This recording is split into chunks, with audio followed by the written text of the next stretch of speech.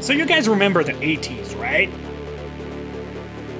You know, that time the free world still thought that if this Cold War thing went hot, the Soviets would launch the biggest armored spearhead in human history through the single most defended piece of land in the world? As a surprise attack? Welcome to the goddamn Fulda Gap!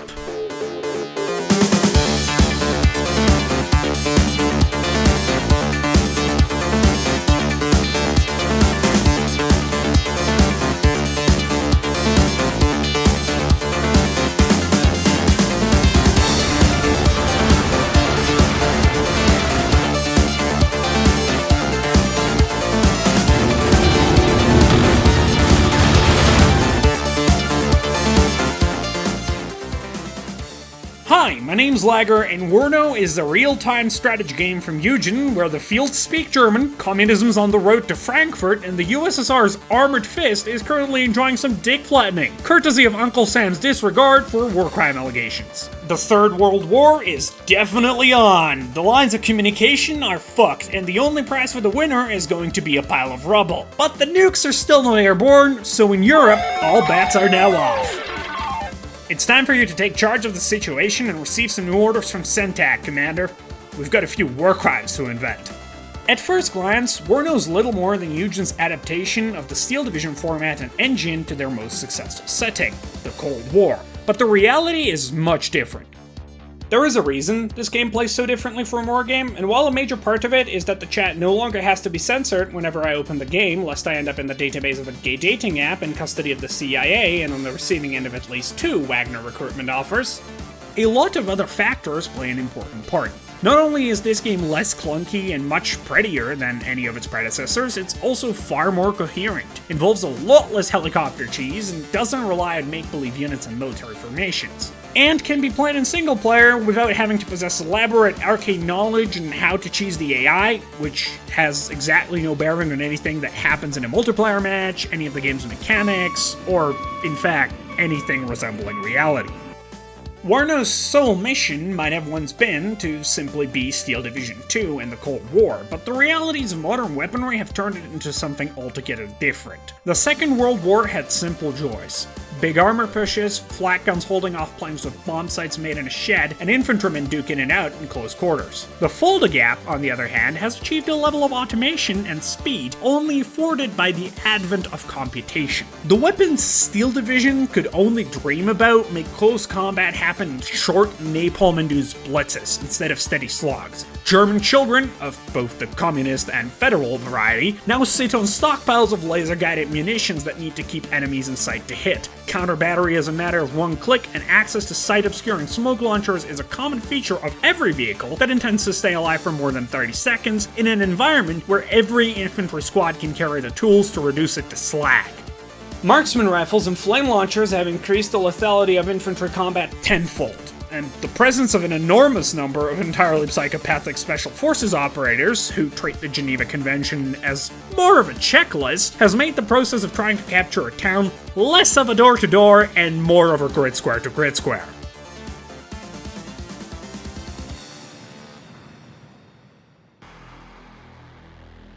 The best way to avoid getting cut into a million little pieces by collateral damage is thus to not be anywhere close to visible. If you can see a unit, chances are in 30 seconds it'll not be there anymore. Whether that's because it moved away, or because the artillery strike connected, well, that's entirely about the attention span of their commander. Warno is nothing like many of its contemporaries. Instead of the relatively straightforward balancing acts provided by more classic takes in RTS games, with preferred compositions, build orders, and diligently maintained meta based on hard stats, this is a game based on educated guesswork, abusing sight lines your enemies didn't even think of, reconnaissance by enormous explosion, and the understanding that the concept of overkill is for other people. Much like in a real war, on Warno's digital battlefields, nothing is guaranteed. Units don't simply shoot each other and deal damage, they first need to spot the enemy, take aim, and load around before they shoot. And even then, the chance to hit is defined not just by the unit type, but also the quality of its training, how close the target is, whether the target is moving or standing still, and how close to losing their shit the crew is. But once they shoot a big enough round, they're gonna hit something. It'll probably be terrain, sure, but it could also be whatever else managed to get itself into the line of fire, whichever side it belongs to. If what they're firing is guided, they might also need to keep the target in sight until impact, and that can be a problem for a variety of reasons, not least of which is the fact that the target might realize something's flying at it. That can easily result in an expensive missile detonating on a bush. Or worse, the shooter finding out what the inside of their own brain tastes like instead. And even when they're the toughest and most hardened badasses, guided by Lenin himself, soldiers tend to start worrying a little bit when things go supersonic close to them. Panic is an important measure of a unit's ability. Depending on training and brainwashing levels, units become worse at pretty much everything, as their surroundings become saturated with explosions. Destroying a tank from the front is difficult. Shoot enough rounds at it and you might break its tracks, which might be enough to get someone else to take a fatal flanking shot. Shoot enough rounds at the person inside that tank, and they might get a concussion, try to back away in a panic, or even conclude that being inside a very visible metal box on an active battlefield might be detrimental to their mental health, and bail entirely. Both ways lead to the unit not being in the way anymore. Modern warfare is a complicated beast with a lot of moving parts. Even weapons intended to be hard counters for certain unit types can easily lose fights against those units when employed improperly. Sure, a Stinger anti-air team is supposed to be your first choice against the Hind, but it's also just two dudes carrying a heavy-ass tube they need to spend precious time reloading between shots, and the Hind is a modern, well-protected miracle of Soviet engineering, capable of carrying rocket pods with plenty of range. An unlucky miss from a lone anti-aircraft team might do nothing but reveal their position and get them an express ticket to the Parla Gates, courtesy of the nearest machine gun, and that same logic is true for every unit in the game. A tank might be a large hunk of metal with an even girthier gun, but it is blind, easy to spot, and attracts explosions like Blizzard attracts sexual harassment lawsuits. Infantrymen are a lot better about that last part. Being fleshy meatbags means they're far harder to see and small enough to hide in buildings, though that comes with the caveat that virtually everyone has a way to kill 30 of them in just as many seconds. Especially their own transports, because the average IFV has vaporizing human beings down to a science, notarized in 20 to 30 millimeters caliber at about 100 rounds a minute. But without armor, stealth, or optics, the best defensive strategy available to an aluminum shitbox tends to be praying there isn't a particularly clever anti-tank team nearby. Or a helicopter, though those don't tend to be able to sneak up on anyone, what with them flying up above any tree line that could hide them. The only reason they don't die the second anyone sees them is that you need the right kind of missile to shoot at something that flies. The launch platforms of which are big, clunky, and generally not really equipped to also shoot ground targets. And everyone is subject to having an unexpected meeting with a high-caliber artillery shell. Only modern jet aircraft high up in the sky are exempt from being under constant threat. That is, until they stray just a few hundred meters too far into enemy lines and become rapidly descending fireballs that just found out how many Kub anti-air missiles a Warsaw Pact division actually keeps on hand.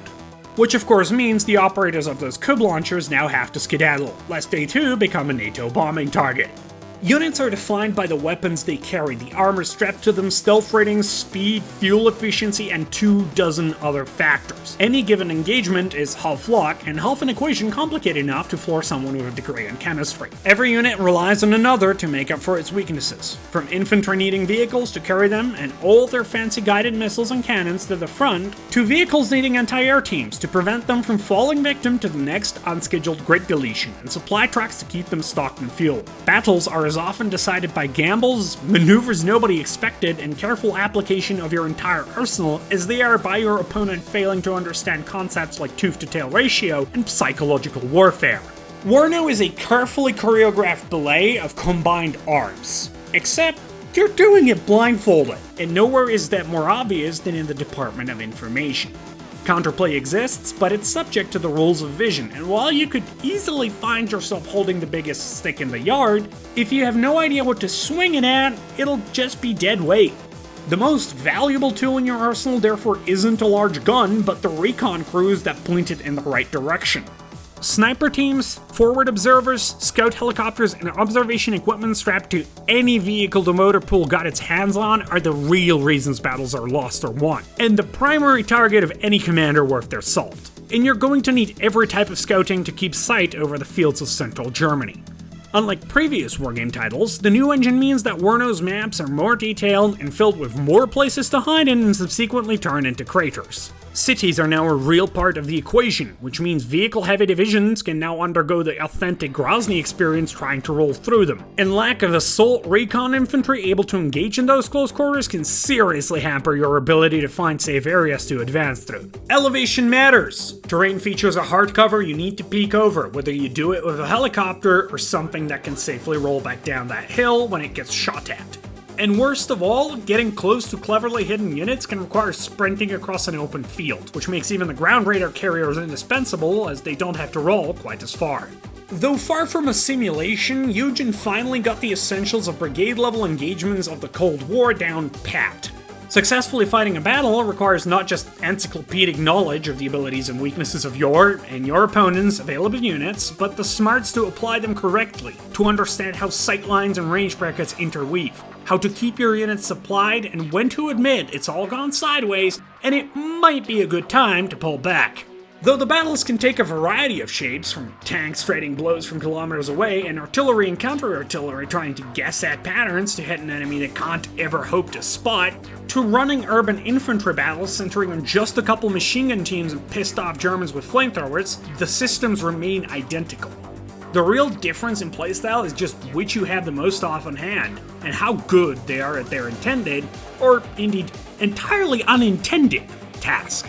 On both sides of World War III, different formations with wildly varied equipment available make up the engaging forces, offering choice solutions to all the problems of the Fulda Gap. Every single deck consists of tabs with a variety of available unit cards that give you the option to spawn that unit in, and each slot you fill costs some of your 50 activation points. The more of a certain unit type you have, the more it's gonna cost, but the more options you'll have in the field. The tail end of the Cold War means that by this point, everyone's had decades of funding for the military-industrial complex and find out the coolest ways to deliver high-velocity shrapnel to the forehead of anyone they have even the mildest disagreement with. Bomb them! And with 23 different decks available right at launch, before Eugen had a chance to apply feature creep, which each bring their own approach to causing mass casualty events, there is plenty of weird to go around. On the side of the not-so dogs, Central Army Group is an amalgamation of a military that does not know what a budget is, a military that knows far too well what a budget is, a military that did not plan for this situation, and the Wehrmacht, Bundeswehr. On the side of the Warsaw Pact, there are the few divisions that ate up 90% of the budget, and then they're sending in the next wave. And then the next wave. And the next one, and you see where this is going, right? To illustrate, the 119th Separate Tank Regiment, tasked with breaching the first line of defense at the inner German border, has had no expenses spared. Every single piece of equipment they deploy has funded some designer's third villa, created jobs for hundreds of the USSR's least employable, and then been given into the care of special forces. Their trademark is a tank that costs 2 minutes of income. Their air cover is best described as the entire Soviet Air Force's budget for the past 5 years, and their trump card is a rocket launcher designed to render theoretical concepts like grid squares into very real craters. Sure, their escorting infantry is just a few engineers and a Spetsnaz platoon, but that doesn't really matter. Not unless you happen to be in a slightly unfavorable terrain. And when has that ever happened to a Soviet tank formation? There was also like 5 of them, which means that the Strike Eagle pilots who just dropped a single paveway on them, while the fancy new air cover was busy dealing with its 35% readiness rate, just chunked 3% of the USSR's defense budget for the next 3 years. Which is not a problem the KDA shits in half. Instead of paying 350 points for a single unit, East Germany decided to fight this war by quantity, specifically by quantity of men. Now those men might be piss-poor reservists who would rather be anywhere else, so you might be wondering how we've convinced them to fight. But that, comrade, is a thought crime. If the working class masses will not be motivated by Lenin's undying spirit and revolutionary zeal, we can always motivate them by pointing a gun at their back. And even though we've handed them equipment mathematically proven to be the worst defense expenditure in human history, it will not matter, because they'll slow down the enemy enough for an artillery strike to connect. Sure, the casualties of that maneuver might be close to 80%, but that's exactly why we have a strong logistical network. To bring in the next wave. Every other unit on the Warsaw Pact forces falls somewhere between those two extremes on the sliding scale of Eastern Bloc taxation. The 27th Guards Motostrelki, the 39th Guards Motostrelki, and the 4th Montschützen are all mechanized divisions, meaning they all focus on infantry supported by IFVs. The difference being, the 27th gets to hog all the good missiles, the 39th gets to be the most well-rounded, and the East Germans get to compensate for not having anything better than a BMP-1 with fanaticism, special forces, and war crimes. Similarly, the Warsaw Pact's tank divisions range from the best of the best riding TDUD tanks for the 119th over the more reasonable and versatile T-80B equipped 79th Guards to the poor 7th Panzer, who have been chosen to man the endless hordes of shitty T-72s and T-55s with awful armor, limited range, and terrible guns, but with a lot of hopes and dreams. But the regular frontline divisions aren't the only ones playing. Specialist detachments exist, and their playstyles get a lot weirder than simply being measured by quality versus quantity. The aforementioned Kampfgruppe der Arbeiterklasse are an excellent example. Being a reservist unit, their biggest strengths lie with the fact there's enough of them being forced into dying for their country, the opponents might have trouble supplying enough ammo to kill them, and subsequently enough bulldozers to get the corpses out of the way. On the other hand, the 35th VDV are operating on survival not guaranteed for an entirely different reason. As paratroopers, they do not get any heavy equipment.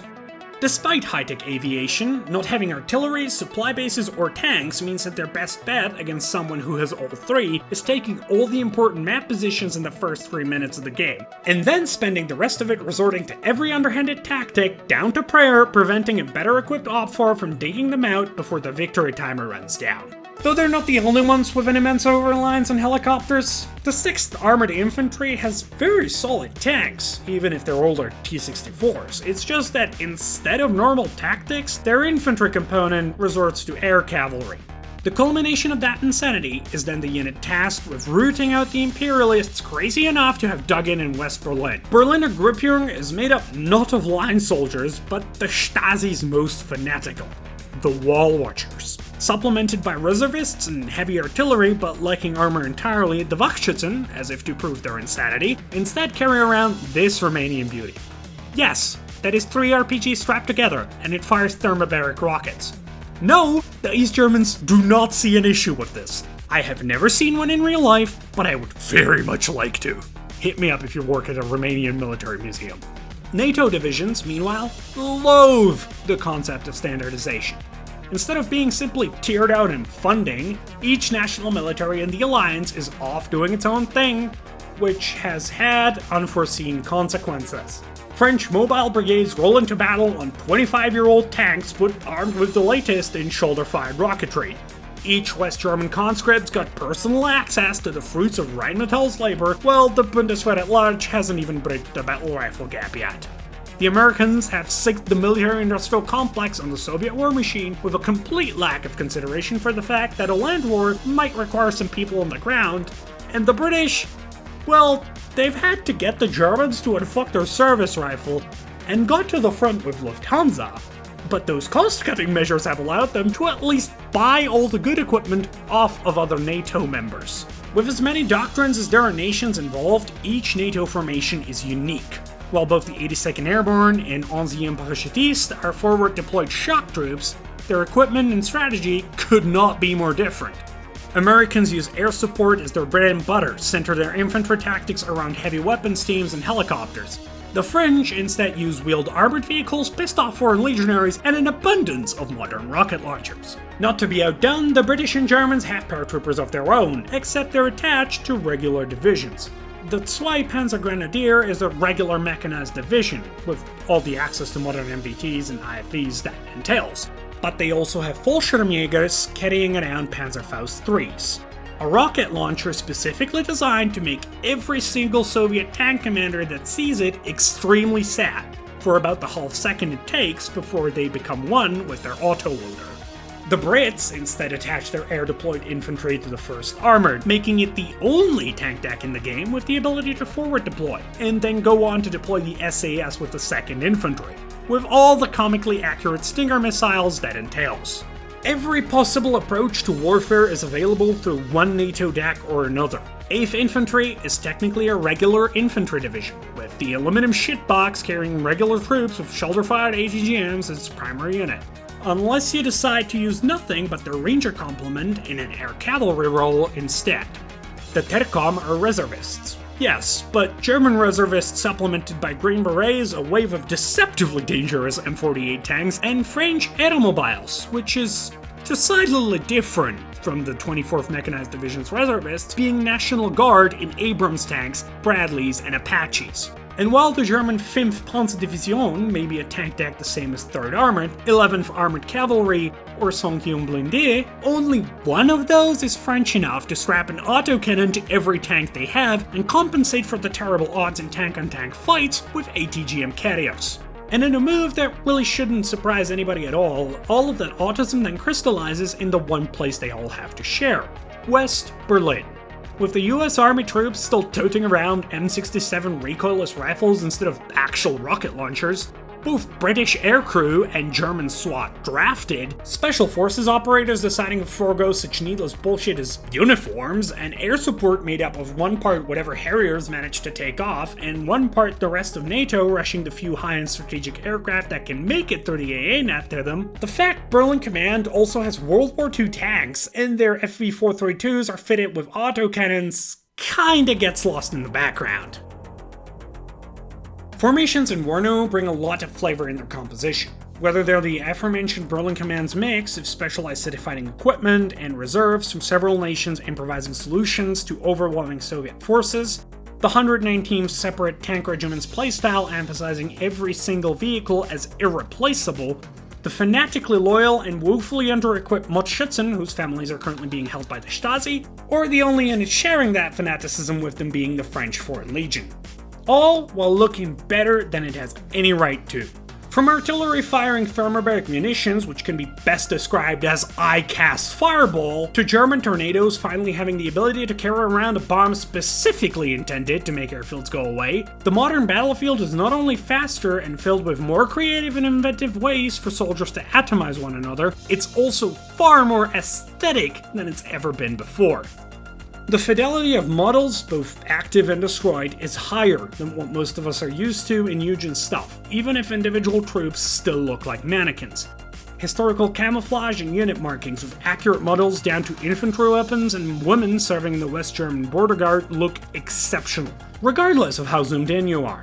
Updated libraries of sound effects taken directly from footage create a soundscape that feels as if it's lifted straight out of a real battlefield. But all of that, good as it is, would mean nothing were it not for the music. Instead of the usual OST fare, Warno's music is almost entirely a compilation of synthwave designed to sound as if it would in the mid-80s. Triptydon, John 00 Fleming, and a dozen others provide the far more dramatic synths that Eugen chose to grace us with. And when things really align, well, sometimes, just sometimes, the beat slaps harder than a full payload of Fat 500s.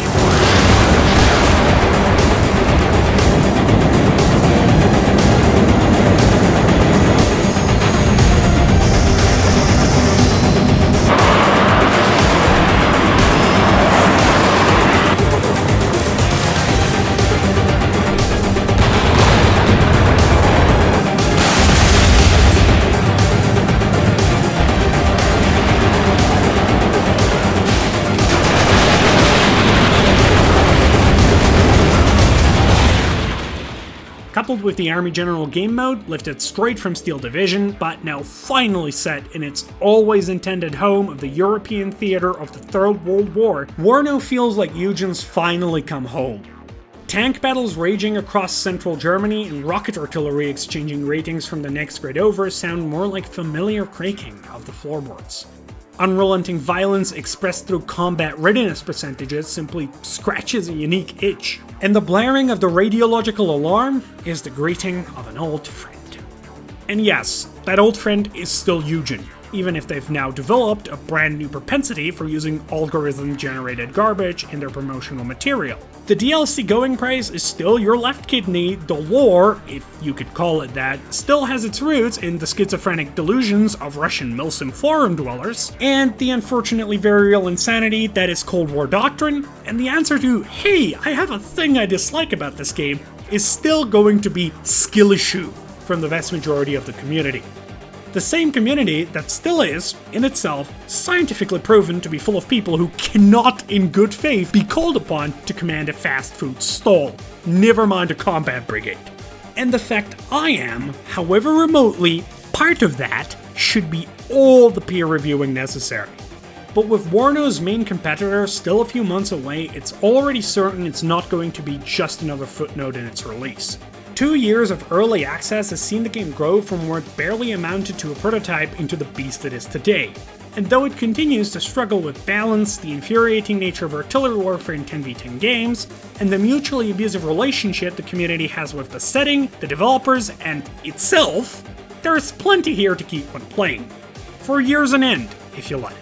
Despite Eugen's consistently worrying business practices, the structure here has a solid chance at standing the test of time. Which cannot be said for most of West Germany.